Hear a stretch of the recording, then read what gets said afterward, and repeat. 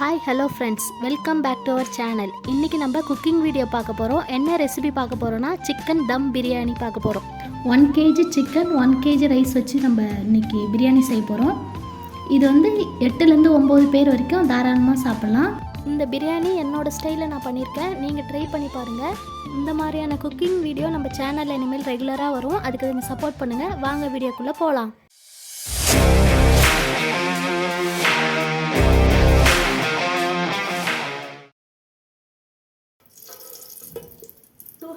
ml வந்து நம்ம groundnut oil மல்லாட்டெண்ணெய் எடுத்துக்கிறோம். இது கூட 2 டேபிள் ஸ்பூன் கீ,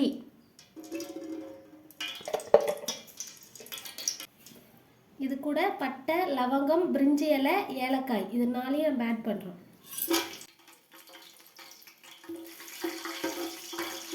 இதில் சோம்பு இவ்வளோ ஆட் பண்ணுறோம். இதில் வந்து பச்சை மிளகா வந்து நான் ஒரு 12 பச்சை மிளகாய் எடுத்திருக்கேன். 1 kg பிரியாணி இது. 1 kg சிக்கன் 1 kg ரைஸ் எடுத்துருக்கோம். அதனால் நான் 12 பச்சை மிளகாய் எடுத்திருக்கேன்.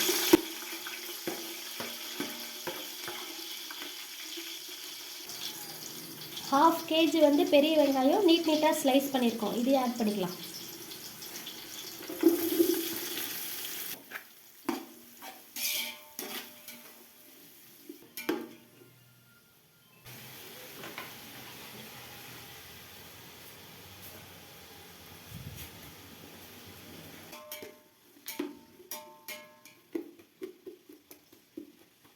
ஆனியன் வந்து நல்லா ப்ரௌன் கலரில் ஆகணும். எவ்வளோ வதங்குதோ அவ்வளோ டேஸ்ட் கொடுக்கும் பிரியாணி.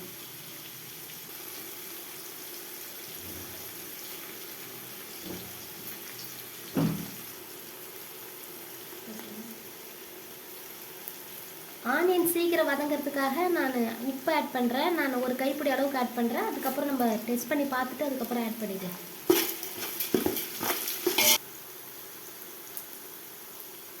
ஓரளவுக்கு வெங்காயம் வதங்கினதுக்கப்புறம் நம்ம இஞ்சி பூண்டு பேஸ்ட் ஆட் பண்ண போகிறோம். இஞ்சி பூண்டு பேஸ்ட் வந்து ஒரு 200 கிராம் ஆட் பண்ணுறோம்.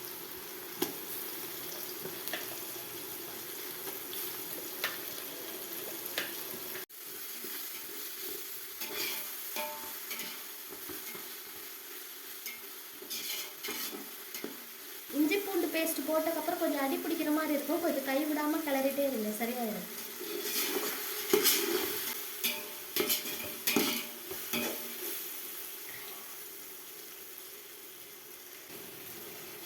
இதில் வந்து ஒரு கை புதினா, ஒரு கை கொத்தமல்லி, ஒரு 3 இல்லைனா 2 தண்டு வந்து கருவேப்பிலை ஆட் பண்ணுறேன்.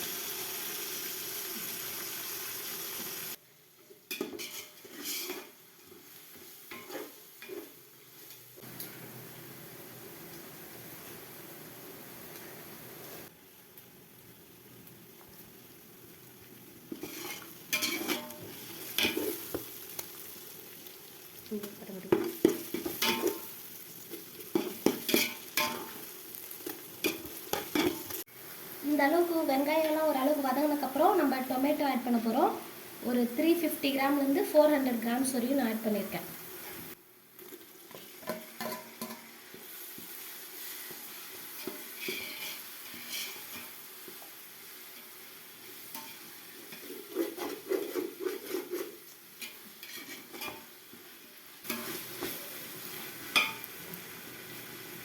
இந்த மாதிரி லைட்டாக அடி பிடிக்கிற மாதிரி இருக்கும். அதெல்லாம் சுரண்டி இது கூட சேர்த்துருங்க. அப்போ தான் அடி பிடிக்காமல் இருக்கும்.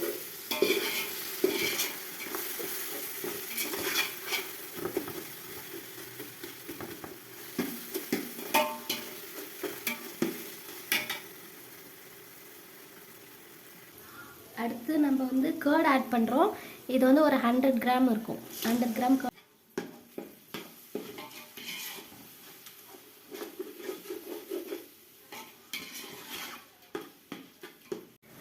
இப்போ வந்து நம்ம தனி மிளகாய் தூள் போடுறோம். இந்த மாதிரி உங்கள் வீட்டில் ஒரு குட்டி ஸ்பூன் இருந்ததுன்னா இதில் வந்து 1 kgக்கு ஒரு 6 போட்டுக்குங்க. 1 2 3 4 5 6 6 ஸ்பூன் இந்த ஸ்பூனில் ஆட் பண்ணியிருக்கேன் நான்.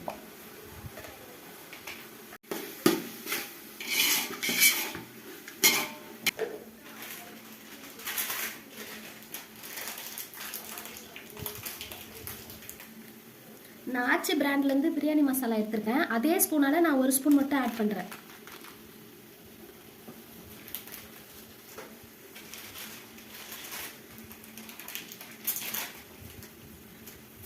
ஆச்சி பிராண்ட்லேருந்தே சிக்கன் மசாலா எடுத்திருக்கேன். அது வந்து 2 ஸ்பூன்ஸ் ஆட் பண்ணுறேன்.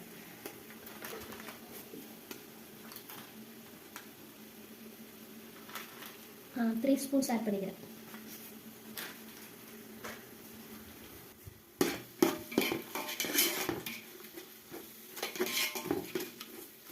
நீங்கள் சிக்கன் ஆட் பண்ணிவிட்டு கூட மசாலா ஆட் பண்ணலாம். எங்கள் வீட்டில் சிக்கன் ரொம்ப சின்ன சின்ன பீஸாக இருக்கிறதுனால நான் ஃபஸ்ட்டு மசாலா ஆட் பண்ணிக்கிறேன். சிக்கன் ரொம்ப குக் ஆகிடுச்சுன்னா ஸ்மால் பீஸஸாக இருக்கிறதுனால சீக்கிரம் கரைஞ்சிடுன்றதுனால. நீங்கள் பெரிய பீஸாக இருந்ததுன்னா ஃபஸ்ட்டு சிக்கன் ஆட் பண்ணிவிட்டு கூட மசாலா ஆட் பண்ணலாம். நம்ம கேர்டு ஏன் ஆட் பண்ணுறோம்னாக்கா, நம்ம சிக்கன் போடுறோம் இல்லையா, அது நல்லா சாஃப்டனாக ஆகிறதுக்காக தான் கேர்டு ஆட் பண்ணுறோம். தனி மிளகாத்தூள் வந்து கலருக்காக தான் ஆட் பண்ணணும். வீட்டு மிளகா பொடி ஏன் ஆட் பண்ணக்கூடாது அப்படின்னா, அது வந்து சிக்கன் குழம்பு வச்சு அது வந்து சாதம் இது பண்ண மாதிரி ஆகிடும், பிரியாணி மாதிரி இருக்காது. அதனால நம்ம எப்பயுமே தனி மிளகாத்தூள் தான் ஆட் பண்ணணும்.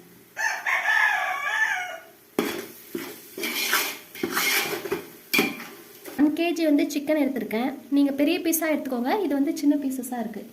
நம்ம 1 kg பாஸ்மதி ரைஸ் எடுக்கிறதுனால நாங்கள் 1 kg எடுத்திருக்கோம். நீங்கள் அதுக்கேற்ற மாதிரி மாற்றி எடுத்துக்கோங்க உங்கள் வீட்டு மெம்பர்ஸை பொறுத்து.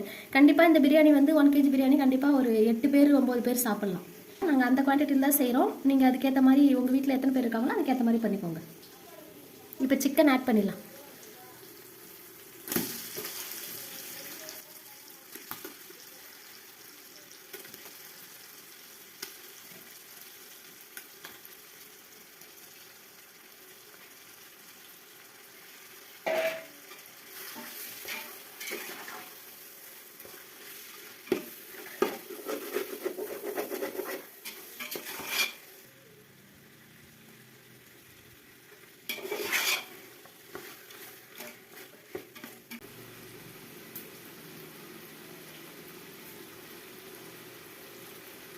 எனக்கு வந்து 1 kg இந்த கிளாஸால் எனக்கு 6 வந்தது. நான் வந்து 1க்கு 1.5 அளவுக்கு தண்ணி ஆட் பண்ணிக்கிறேன்.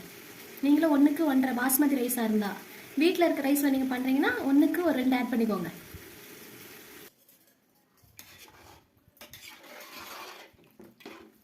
நீங்கள் தண்ணி ஆட் பண்ண உடனே உப்பு காரம் மசாலா எல்லாம் கரெக்டாக இருக்கான்னு இப்போவே பார்த்துக்குங்க. ரைஸ் ஆட் பண்ண பிறகு நம்ம பார்க்க முடியாது. அதனால் இப்போவே செக் பண்ணிக்கோங்க. உப்பு மட்டும் எனக்கு கொஞ்சம் கம்மியாக இருக்குது, அதனால் நான் மட்டும் ஆட் பண்ணிக்கிறேன். இப்போது இது கொதிக்கிற வரையும் வெயிட் பண்ணலாம்.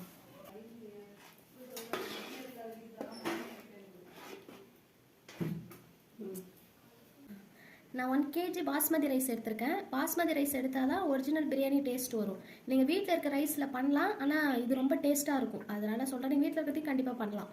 நான் ஆட் பண்ணிக்கிறேன். 1 kg ரைஸ் எடுத்திருக்கேன்.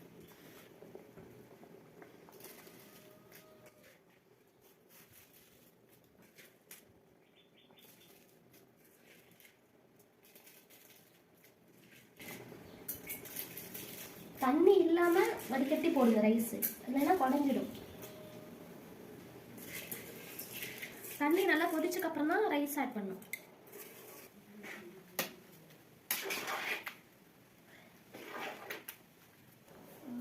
இப்போது ரைஸும் தண்ணியும் கொஞ்சம் ஈக்குவலாக வர வரைக்கும் ஓப்பன் பாட்டிலே கொதிக்க வைங்க. அதுக்கப்புறம் நம்ம தம் போட்டுக்கலாம்.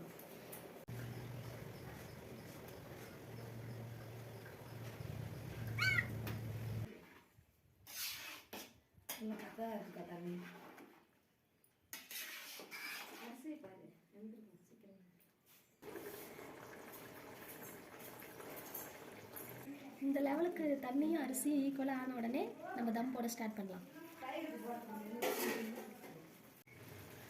இப்போ வாழை இலையை வச்சு நம்ம தம் போடலாம். வாழை இலையை இப்படி எடுத்துக்கோங்க.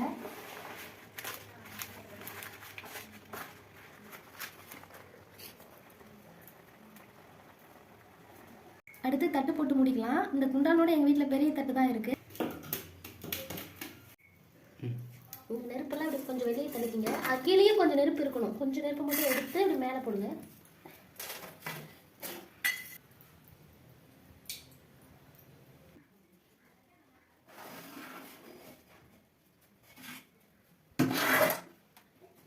வாழை இலையை பொறுமையாக ரிமூவ் பண்ணுங்கள். ரைஸ் நல்லா உதிரி உதிரியாக கரெக்டாக வந்திருக்கு. இப்படி அடியிலேருந்து சைட்லேருந்து எடுத்து விட்டுக்குவாங்க. அடி பிடிச்சிருக்கோம். அதனால் கொஞ்சம் பார்த்துடுங்க. ஸ்மெல் நல்லா வருது. பிரியாணி நல்லா ரிசல்ட் எனக்கு வந்திருக்குன்னு நினைக்கிறேன். அடியெல்லாம் பிடிக்கல, அடியெல்லாம் நல்லா தான் இருக்குது. பிரியாணி ஓப்பன் பண்ணக்கப்புறம் கொஞ்சம் கொத்தமல்லியை சாப் பண்ணி வச்சுருக்கோம், அதை ஆட் பண்ணிக்கிறோம். ஆல்ரெடி கொத்தமல்லி ஆட் பண்ணிக்கோம், இருந்தாலும் பச்சை கொத்தமல்லி இருந்தால் தான் ஸ்மெல் நல்லாயிருக்கும். அடுத்து ரைஸ் கிண்டுங்க. ஆனால் ரைஸ் கொஞ்சம் உடையாமல் பார்த்து பொறுமையாக சைட்லேருந்து கிண்டிட்டே வாங்க. பிரியாணி ரெடி ஆகிடுச்சு. டேஸ்ட்டு, கலர், ஸ்ட்ரக்சர் எல்லாமே சூப்பராக இருக்குது. உங்கள் வீட்டில் நீங்களும் ட்ரை பண்ணி பாருங்கள். வீடியோ பிடிச்சிருந்தா லைக் பண்ணுங்கள், ஷேர் பண்ணுங்கள், கமெண்ட் பண்ணுங்கள். கண்டிப்பாக வீட்டில் ட்ரை பண்ணி பார்த்துட்டு எப்படி வந்துச்சு. வீடியோ பிடிச்சிருந்தா லைக் பண்ணுங்கள். டாடா பாய்.